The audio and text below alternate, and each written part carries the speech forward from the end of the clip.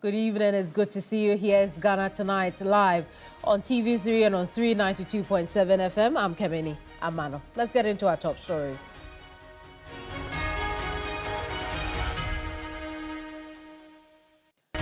Former Finance Minister Ken Ofori-Atta faces 78 counts of corruption as the Office of the Special Prosecutor moves to bring him and 7 others to justice for causing financial loss to the state in the GRA SML deal. Also tonight, President John Dramani Mahama hints again that the National Cathedral will be built after certain conditions are met. Tonight, a close look at the renewed call by Christian leaders.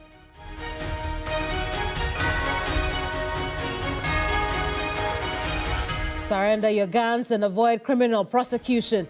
Interior Minister begins gun amnesty exercise to rid the country of illegal small arms in individual possession as part of efforts to check crime and gun violence.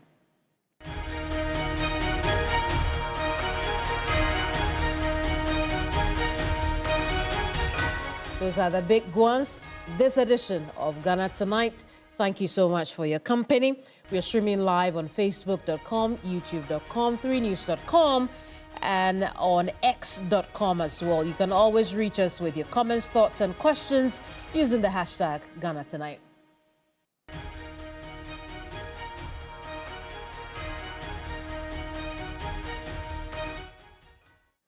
Let's bring you a summary of the night's stories.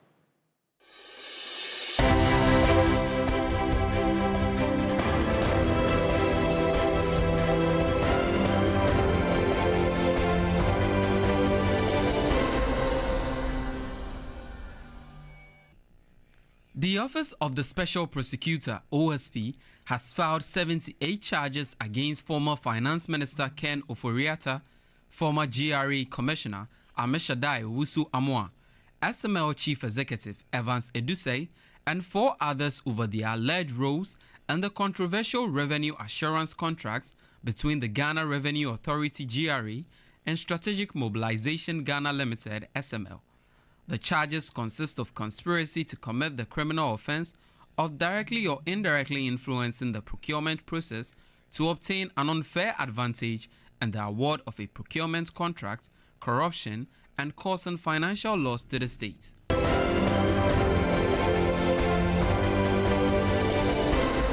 President John Dramani Mahama has signaled clearly that he will promptly sign the anti-LGBTQ bill into law once Parliament relays and passes it. The bill, known as the Family Values Bill, stalled earlier after a legal challenge to its constitutionality, leading former President Akufo-Addo to withheld assent. Mahama assured the Christian Council that he is ready to sign the legislation as soon as parliamentary processes are completed. The position of my government: marriage is between man and woman.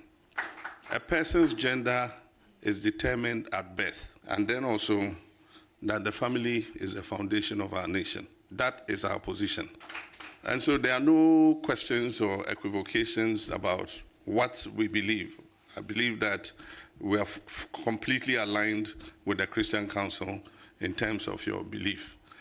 If the Parliament of the people of Ghana endorse the bill and vote on it and pass it, and it comes to me as president, I will sign it.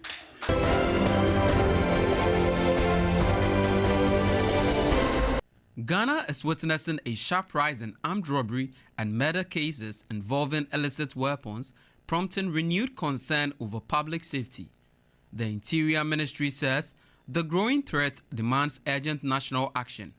For the first time since 2016, the ministry has announced a nationwide gun amnesty aimed at reducing the growing circulation of illegal firearms. Every illicit firearm in circulation is a silent threat.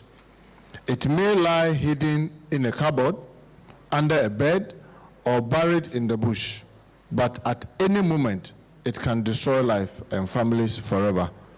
We cannot continue to bury our loved ones while the tool of violence remain unchecked. The statistics is not looking good at all.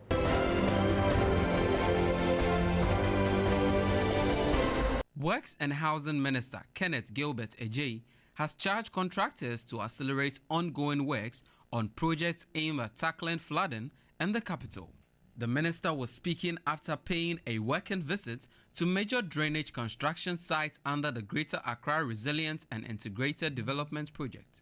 We first went to the Accra stretch, of which the job has delayed, but they've assured us that they're going to give us their work schedule, and then the ministry is going to ensure that they comply with that. And we're not going to leave any stone unturned. We're going to ensure that the work is done for the good people of Ghana to get the benefits of it. Because we all know what happens when there are floods. It's a big issue for the government.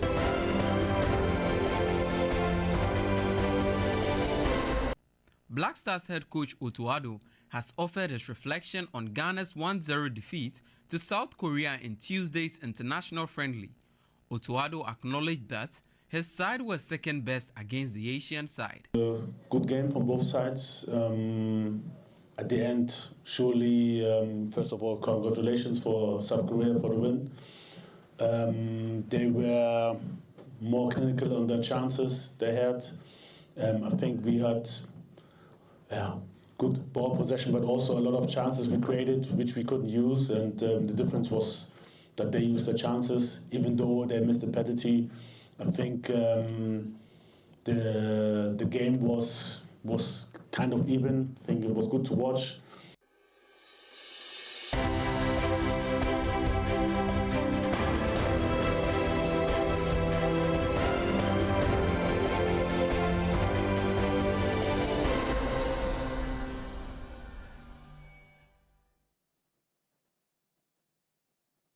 It's Ghana Tonight, live on TV3 and on 392.7 FM.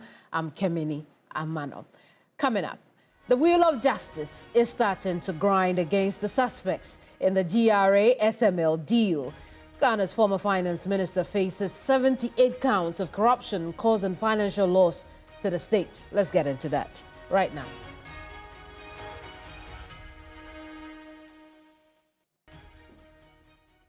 Now, these charges against Ken Ofori-Atta and 7 others over the alleged roles in the controversial revenue assurance contracts between the Ghana Revenue Authority and Strategic Mobilization Ghana Limited, SML, is in fulfillment of a promise the Special Prosecutor Kizia Jabing made last month. Take a look. The outcome of the investigation is that the OSP will charge the following persons with various corruption and corruption-related offenses before the end of November 2025. 1. Kenneth Nanayao Ofori-Atta, former Minister of Finance. 2. Ernest Akori, chef de cabinet to Kenneth Nanayao Ofori-Atta as Minister of Finance. 3. Emmanuel Kofi-Nti, former Commissioner General of Ghana Revenue Authority. 4. Amishadai Owusu-Amoah, former Commissioner General of Ghana Revenue Authority. 5. Isaac Krensel, former Commissioner of the Customs Division of Ghana Revenue Authority and General Manager of Strategic Mobilization Ghana Limited. 6. Kwejo Damwa, former Commissioner of the Customs Division of Ghana Revenue Authority and Member of Parliament for German South constituency. As part of the process, the OSP will seek to recover the financial loss caused to the Republic from the persons listed above. Also, the OSP will recover a total amount of 125 million cedis from SML by way of a disgorgement of unjust enrichment of overpayment by the return of the benefit of this amount it obtained unfairly at the expense of the Republic.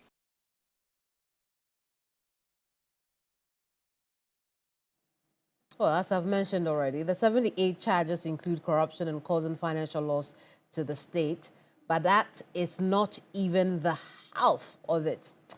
Joseph Akable is joining me here. He's finally combed through the 57-page document released by the Office of the Special Prosecutor, and he'll share with us what is learned. Joseph, tell us, what do we know so far, right? I mean, what we've done is to try and summarize all what has been put out by the Special Prosecutor. This is a case that has been thoroughly investigated. We know that there was a KPMG report commissioned by the presidency. Afterwards, the OSP also issued its own report, also multiple pages. And so you can imagine that it's no surprise that we are receiving 57 pages. Now, a summary of how things are looking.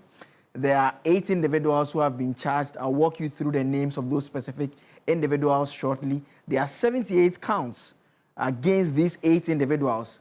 What this means is that on the day the arraignment will take place, the court clerk would have to read all 78 counts, and they'll have to take the plea of all these individuals who have each of the charges against them. Some of them will have 10 charges, some of them will have 9, some of them will have 11. They'll be read and they'll have to plead to each of them. The last time during the trial of in the Republic vs. Mustafa Abdul Hamid, the initial one, about 25 charges, it took more than almost 2 hours, virtually. So that will tell you how long the arraignment will take if you are looking at 78 counts for 8 individuals. There are 2 others who are at large, and like we all know, it includes the big man himself, Ken Ofori-Atta, who is at the center of this controversy. There are some questions that are already being asked on what will happen on that particular day. If the date is fixed for arraignment, 1, will he show up? Number 2, if he does not show up, will his lawyers show up? And number 3, if his lawyers do not show up and he also does not show up, what step would the OSP be taking? Because there are those who have made the argument that, well, the trial should take place in his absence. There are some legal requirements that would have to be met before that is achieved. But I mean, while you are at that point, right, based on what we are learning from the document, are we able to tell what the OSP strategy is, whether or not this could be part of the requirements for the extradition, or he may be wanting to try him in absentia? Absolutely. It fits into the plan for extradition. And since you've asked that, let's just go straight over there, because that fits into what a lot of people have been asking. I mean, they're asking, when is Ofori-Atta coming to town? And I'm going to put that over there for you shortly. Let's walk through the extradition process as the OSP himself put out.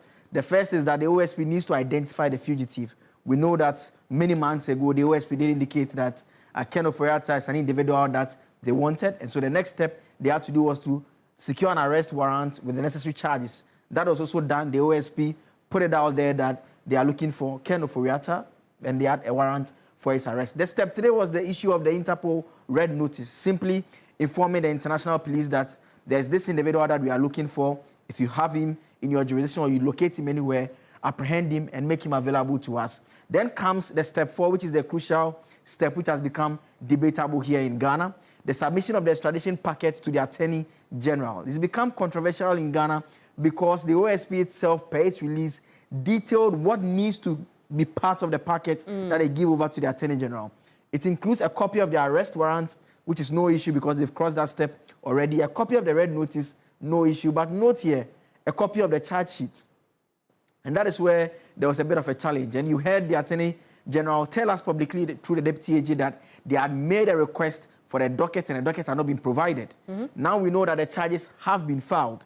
And again, the Office of the Special Prosecutor did indicate to us that they were concluding work on it, and that when they are done, they will make everything available to the Attorney General. So what we are learning today in terms of the charges that have been filed will mean that they can't fulfill this.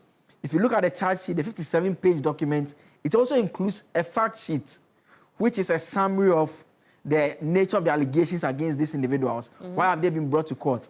What we journalists would say that the story surrounding the accused persons. So that forms part of the charge sheet, which with that being filed, we expect that it will form part of the packet that will be made available to the Attorney General. And so once they cross this step, other documents they have to provide, relevant statutory provisions, backing, whatever steps they've taken so far, then identification materials, passports of the person they are looking for, photographs, any other identification material that lets anyone know that this is the individual that they are looking for, and any supporting affidavits. These are statements of facts that are sworn by various officials. It could be by investigators or other individuals. So that enables them to meet the step 4. Then comes the other additional steps that they have to take. The Attorney General needs to review and approve the request. He has to make a determination that everything that has been submitted falls within the required laws. They meet the threshold necessary to make such a request for the extradition to be done. Then comes the step 6 that requires the transmission by the Ministry of Foreign Affairs. It's done on behalf of that. And the final step will be the follow-up and the coordination that is carried out by the Republic of Ghana to ensure that Ken Ofori-Atta is brought into the country for the trial to take place. There was quite a bit of a debate over the transmission of documents from the OSP to the Attorney General. As we speak, what are we learning about that stage of the process now that we have a copy or now that we have a charge sheet? I mean, from what we've seen in these documents, it tells us there are two possibilities. One, either the process has concluded or at least we are nearing conclusion. The reason being the step 4, which was where there was a bit of a challenge because the copy of the charge sheet, we knew that at the time that the discussions were ongoing, that the AG had said they had asked for the docket, the charges had not been filed. And so this would not have been part of whatever document they would have submitted. But we know that that has been done today. And so we are at least a step towards the closure. Like I did indicate, the statement of fact is a component in the charge sheet. And so that means that that is also available now. And so the expectation will be that they will be able to follow through with it. But, I mean, the question to be answered will be the constitutional requirement that you need to bring the charges that you filed to the attention of the person you are charging. That would ensure that the person now will have to show up and answer to the charges. And if the event the person does not show up, there's the possibility that the lawyers may come and explain why he has not been able to show up. Right. Then you'd have to explain to the court whether it's the case that you are trying to find a person to arrest, for which reason the court will now say that, well, should a warrant be issued once again at the high court level for him to be arrested? Or perhaps you make a request to the court that this person is aware and the person has failed to show up, and then comes the possibility that the trial takes place in the absence of that individual. We've seen it happen in some instances. And you know, that's an important point you make, because we also know that in the past, counsels for Ken Ofori-Atta have made mention that will represent him, right? Yeah. Right. So in that arena, have we heard from the camp of Ken Ofori-Atta at this time? The last time we heard from them was when the OSP had granted an interview to KSM, and he had stated that by the end of November, they were going to file the charges. In fact, he had said it in a press conference as well. And at the time, Frank Davis, in very colorful language, said that, well, there's too much English being spoken all around, and that whatever they want to do against Ofori-Atta, they should proceed to do it. And wherever they have to show up, they will show up and deal with it.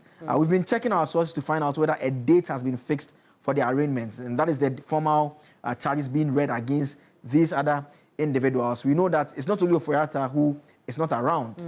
The Michael Akore individual who worked closely with Mr. Ofori-Atta is also not around. So he was the chef de cabinet to Ofori-Atta, Ernest Akore. We know that he is also at large. And so whether on the day that has been fixed for hearing, which is we are yet to confirm that particular date, whether he will show up is another question altogether. Let's go over the persons who are charged as seen on the document. So first is Kenneth Nanaya Ofori-Atta, the former finance minister. There is also Ernest Akore, the chef de cabinet to Ofori-Atta during his tenure as finance minister. Then Emmanuel Kofi Nti, a former commissioner general of the Ghana Revenue Authority.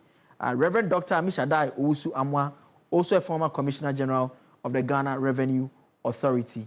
Then there is Isaac Krentil, who is the general manager for SML. There's also Kojo Damwa, Keno Kojo Damwa, retired, MP for Jaman South currently, and former commissioner at the Customs Division for the Ghana Revenue Authority. So I think the last one is the entity SML. SML. But number 6, is there an added layer of work that needs to be done by the Office of the Special Prosecutor, considering he's a certain MP? I mean, what we've expected to be done over the period is, in terms of even the arrest procedure, bringing them to the attention of the speaker. There also this back and forth of how you serve all those processes. If they are at the stage of filing, the expectation would be that that would have been done already, because today the OSP has actually put out their mark shots. And we know that these individuals, at least 6 of them, appeared before the Office of the Special Prosecutor. Thank you so much, Joseph, for bringing us all that information. Joseph Akable, like I told you, he's been finely combing through that 57-page document. He's just shared with us bits and pieces of it as you can digest at this time.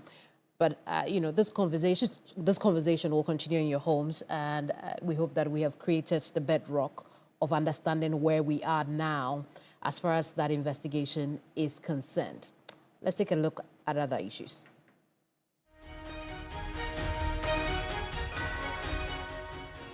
Tonight, the Ghanaian Family Values Bill and the National Cathedral return to the front burner as the president reiterates some controversial positions. Stay on for that.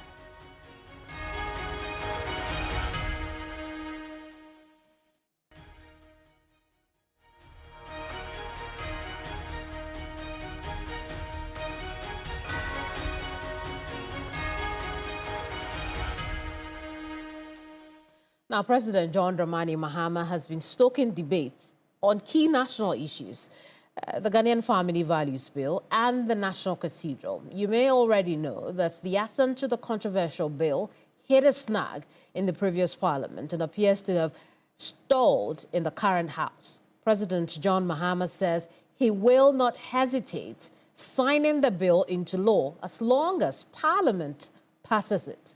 Let's take a listen. Excellency, the Christian Council notes with growing concern the prolonged silence surrounding the bill on the promotion of proper human sexual rights and Ghanaian family values.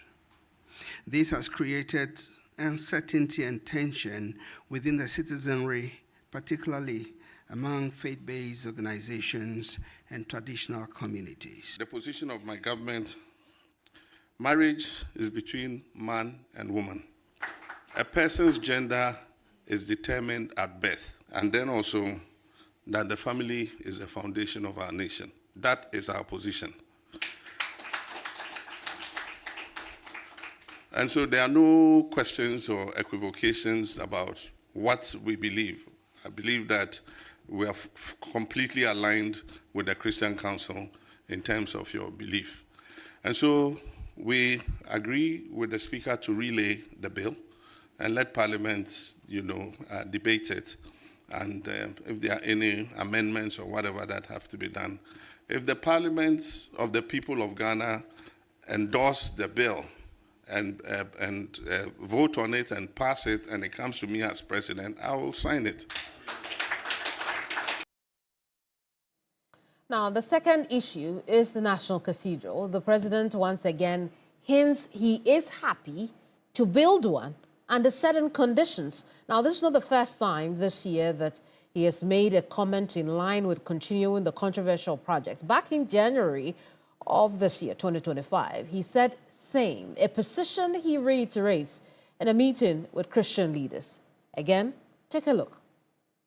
The Christian Council of Ghana continues to affirm its belief in the vision and necessity of a national cathedral as a unifying symbol of faith, gratitude to God, and moral renewal for our nation.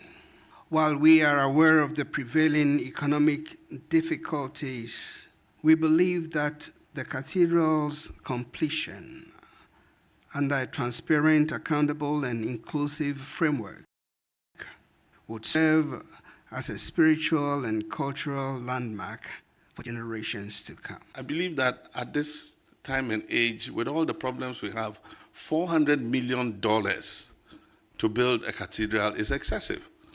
I know Nigeria have built an ecumenical center, and I've been there. It's a decent, beautiful place, and they built it for $40 million. And so maybe some of the things are excessive, Let's find somewhere, all of us, on National Day of Thanksgiving and Worship, we can all go there and worship God and thank Him for what He has done for us.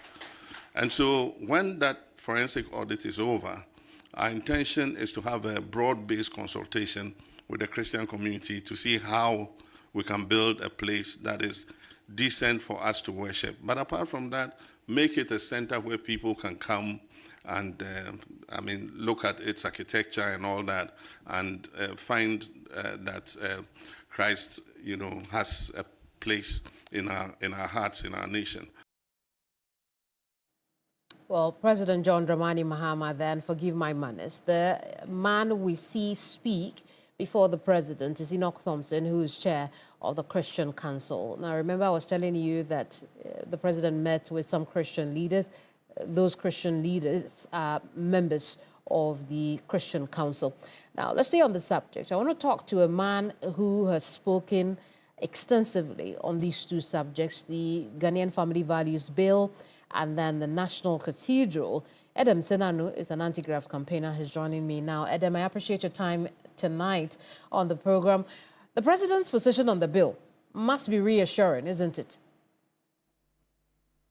Well, yes. It's probably the most affirmative policy statement on this issue what we call the pro-family values bill, not anti-LGBTQ. But yes, really assuring to hear the president say that. I see. Now, this puts the ball, if you go by what the president has said, it puts the ball right in the court of parliament again. Is there a will, as far as you're concerned? Do you see that there's a will to pass this anytime soon? I can't tell. I know that the speaker is bent on getting it done.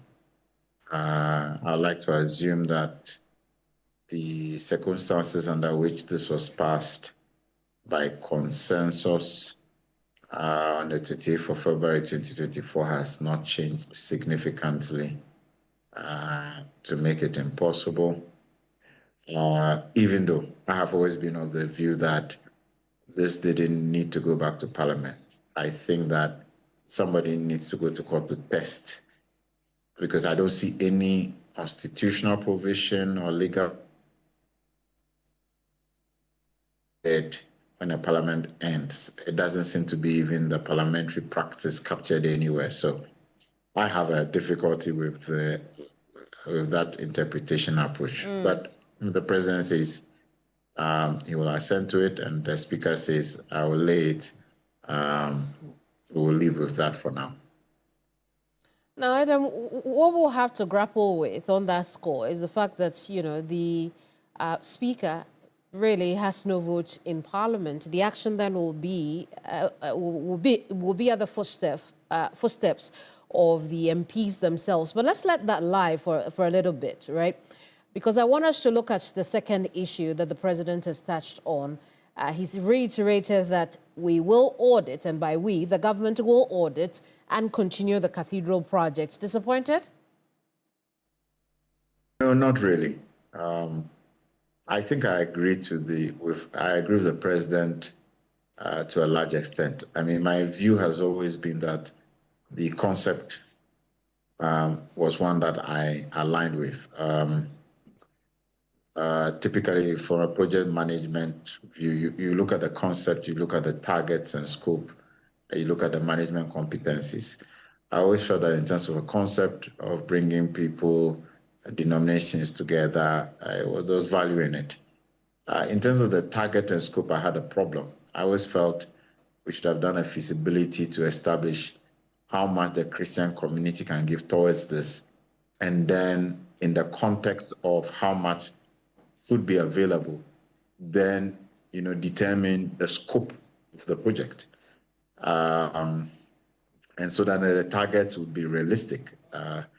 I've always thought that this ought not to have had to depend on state resources. It's a Christian thing. Let the Christians pay for it, and let it be built in the context of what they can afford, and then you can phase it. Have a phase 1, a phase 2, a phase 3. Make sure that the aspects that can begin generating some income are brought online, and they can then generate resources that point to the next phase and what have you. So I was always worried with the scope, the choice of going out when architects in Ghana could have done it probably much cheaper. That was problematic for me. And then the management competencies, who you bring to manage the processes. So I tend to agree with the president that we probably can do this much cheaper. I'm not quite sure about the change of site. A lot of effort and investment has already gone into the originally determined sites, and I'm not quite sure whether suddenly relocating it will make it any easier. So I don't know. It may not need to cover the entire expense, because we've already said perhaps scaling down and making it realistic will work. But I'm not entirely sure whether saying a new location works. I don't necessarily agree with that. I see. I want to take you up on that, right? The fact that the president says maybe not at the current location, we should find a different place to put it, let it cost less. My question to you is, why not? I don't know for a fact. I assume that the investigations have been on. I mean, there are a number of anti-graft agencies that could be investigating. I don't know for a fact that A or B is investigating. So I cannot speak to that at the moment. I see. I was asking earlier about, giving us a bit more on why you think that perhaps because the damage has already been done,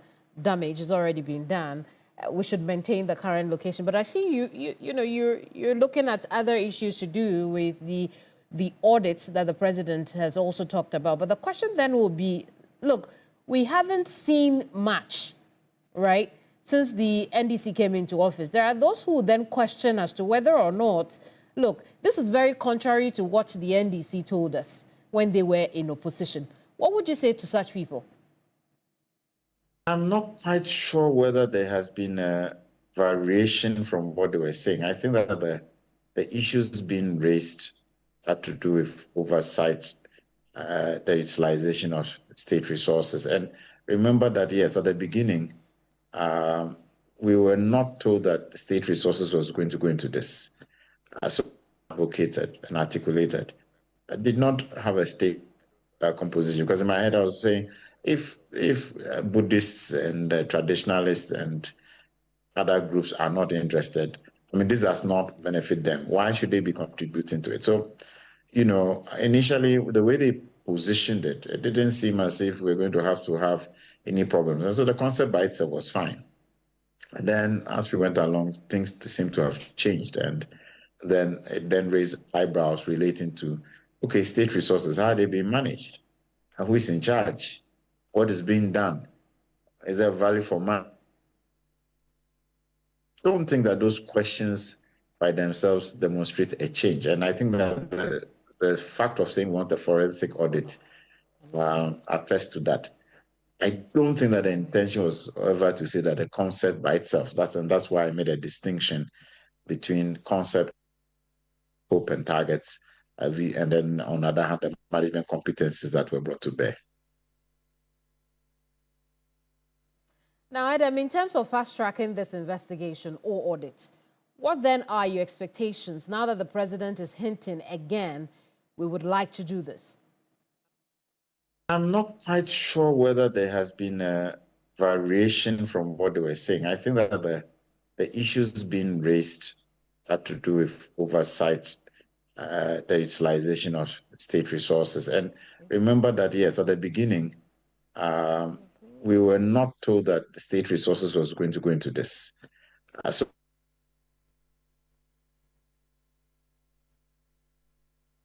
advocated and articulated. I did not have a state composition, because in my head I was saying, if Buddhists and traditionalists and other groups are not interested, I mean, this does not benefit them. Why should they be contributing to it? So, initially, the way they positioned it, it didn't seem as if we're going to have. Well, and I'm asking about your expectations, going forward. Now that the president says we will audit, what are you looking out for? Commitments. They should just make sure that these are honest, frank commitments that they are going to ensure they deliver on. Part of the challenge we have is that in the past we've had the political elite saying things and, they didn't pull through. And so you are not quite sure whether to trust everything. We say these days is more like seeing is believing. So yes, we will take the president's comments at its face value. We look forward to him delivering on it.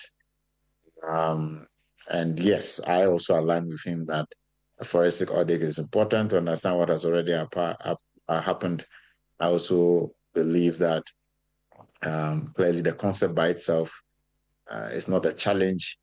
It is the scope and targeting, as well as how the things were managed. And let's see how we can do that better.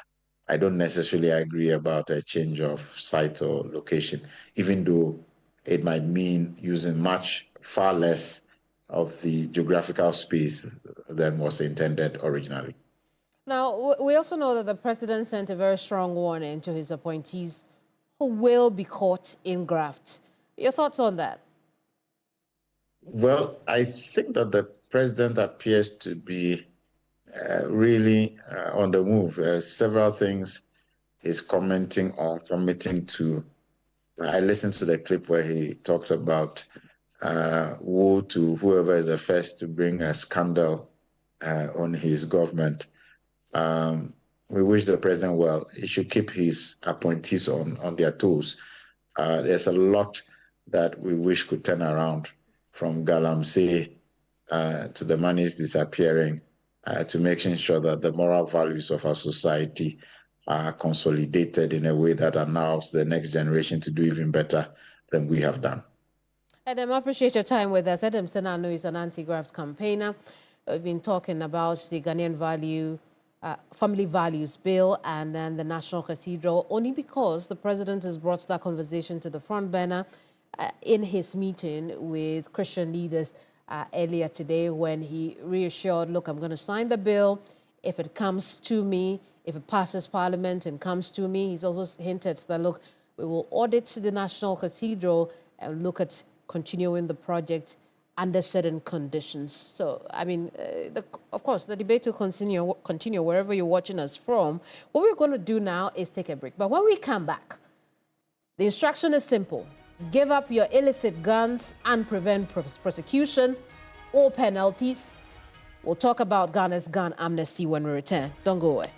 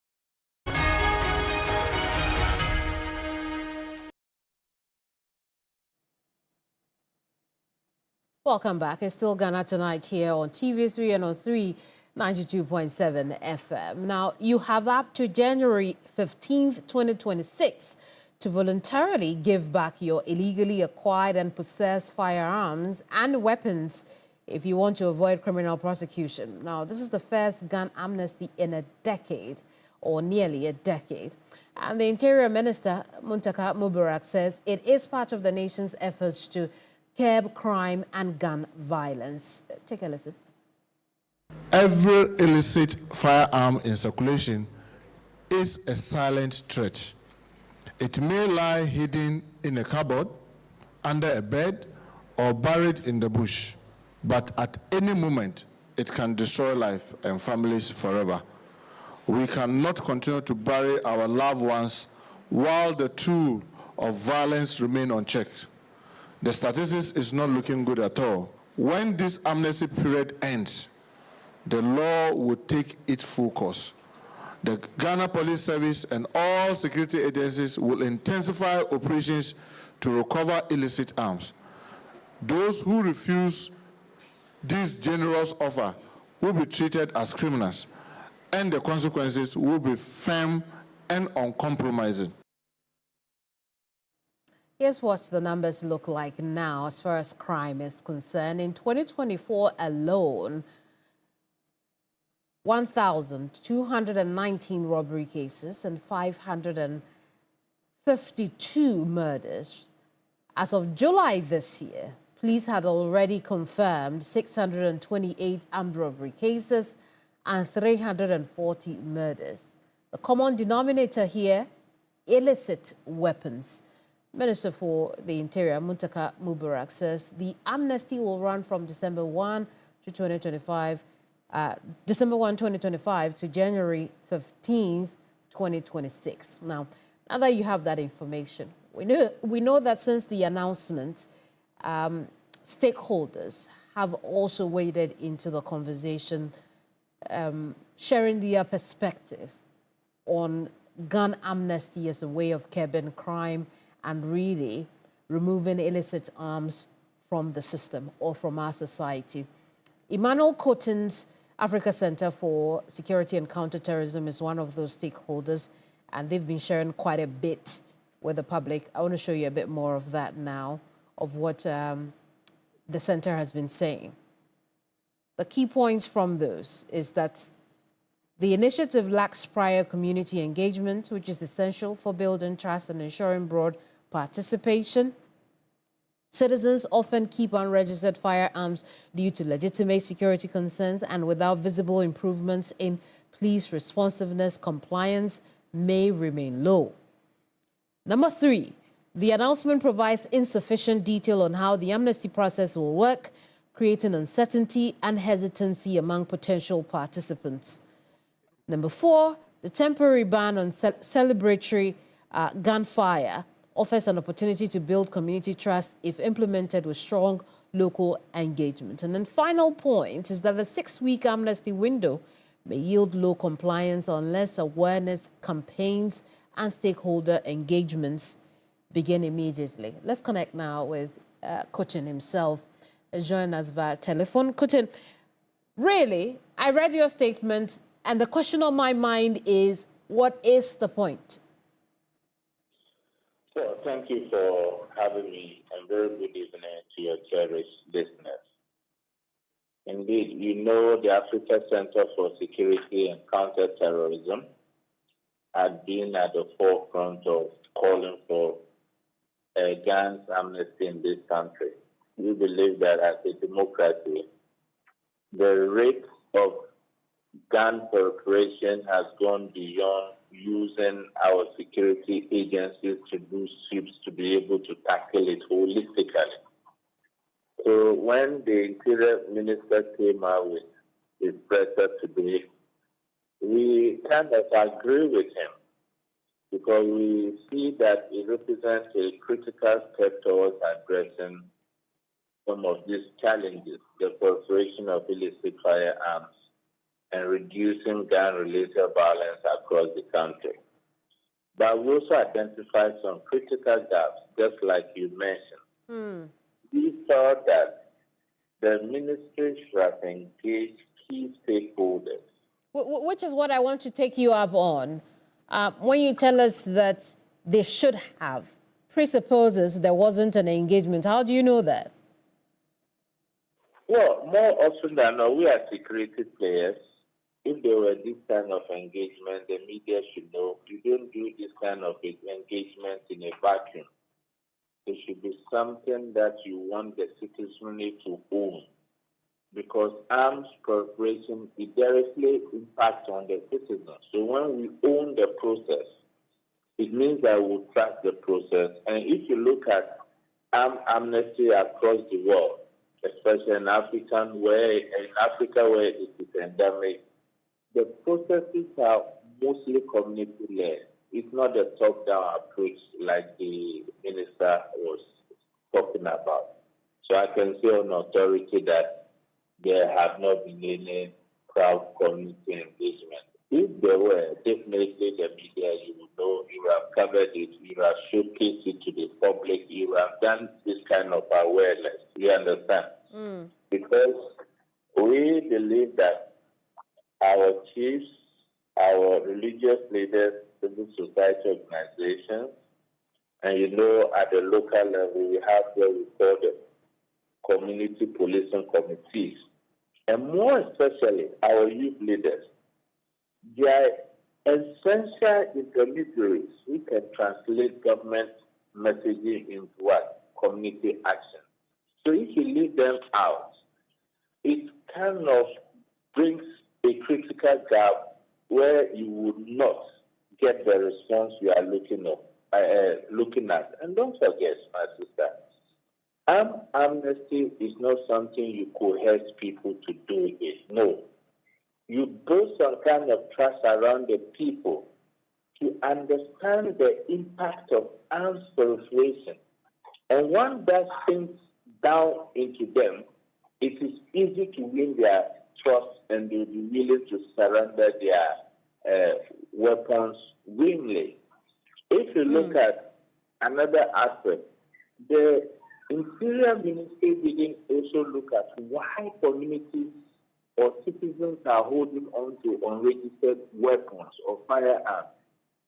You see that we have some gaps in terms of our policing, our response time when crime do take place, especially in areas that crime is endemic. People all obey these weapons for their safety. So now, since these arms are turning to be a sort of danger to everybody, there is a need to make them understand and give them some form of assurances.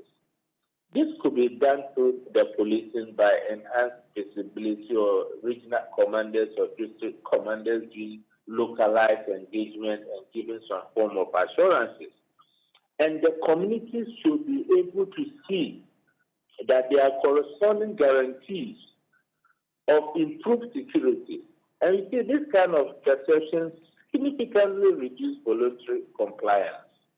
So that's another gap we identified. So we recommended that amnesty initiatives should be paired with concrete, visible commitment from the Ghana Police Service to enhance community policing, increase police visibility at high-risk areas, and establish rapid mechanisms to address security concerns. Do you think that, Masuka, if these guarantees are given to the people, they will not be buy into the whole idea of arms amnesty? We don't use threats. Threats have never worked. Right. It rather teach the people off to be suspicious of the process. So Cotton, just to be clear, there are no threats here, right? The minister's just made an announcement, look, deliver those firearms, because if they find out, the law would have to take its course. That's not a threat, is it? But I listened to my brother, the commissioner at the small arms, when he mentioned that after the amnesty period and the arrest, return you to and so on. If it was that easy to do shifts and take these weapons out from the people, I think we would have done that. It has gone beyond some of these things. And what government or my good brother, the Interior Minister, is thinking to realize is that there must be process transparency and public confidence. I see. Cotton, I've got news for you, and I have a few minutes, so I want us to do as much as possible. I've got news for you. We're just hearing from the Small Arms Commission that indeed community engagements are ongoing and continue, they have started and are ongoing at this time. So I guess, we can rest the matter of community engagement. What I want you to tackle for me is the fact that, look, we are going through this process again in nearly a decade after the first one in 2016, right? Yes. Gun amnesty in itself cannot deal with the problem of proliferation of small arms in the country. What else would you expect alongside the 6-week amnesty period to ensure that, look, the impact of the amnesty is long-lasting? You see, given the scale at the moment, the starting point is the arms amnesty that the ministry is coming out with. I'm happy that they are saying that they have started community engagement. But my sister, community engagement is not done in a vacuum. The media should be involved and they will champion it. Community engagement benefits who? Is it not the people? As a security player, I think I'm not even aware that community engagements of this nature are going. Beyond the armed amnesty, like you mentioned, I think that the commission should be transitioned into an authority. And we have made this call on countless occasions. So I want to use your medium to appeal to Parliament as a matter of agency to look at the legal framework and kind of pass the laws and transition the commission to an authority. Then they can have prosecutorial powers. And when they are transitioning into an authority, some resources can be voted to. They can have district offices across the country. Then they can have an action plan in tackling some of these things, especially how these weapons move from the cities to the rural areas. Don't forget, the conflicts we have in this country, the underlying current is this small, the proliferation of these arms in the hands of the civilians. And you know that the conflicts in this country have become one too many. It is not chieftaincy, it is ethnic or it is land. And because they have easy access to arms. So I want the government to see arms proliferation as an existential threat, just like we are tackling galamsey. Otherwise, we will not all be saved in our homes, unfortunately. Emmanuel Cotton, Executive Director, Africa Center for Security and Counterterrorism, thank you so much for your time tonight. We appreciate it always. Always welcome. Absolutely. And thank you too for watching us. It's time for me to run. I'm Keminni Amanor, and this is Ghana Tonight. Good night. Ghana Tonight is brought to you by Flamingo Paint. Superior durability, superior hiding, superior coverage, simply superior. Sasso insecticide spray and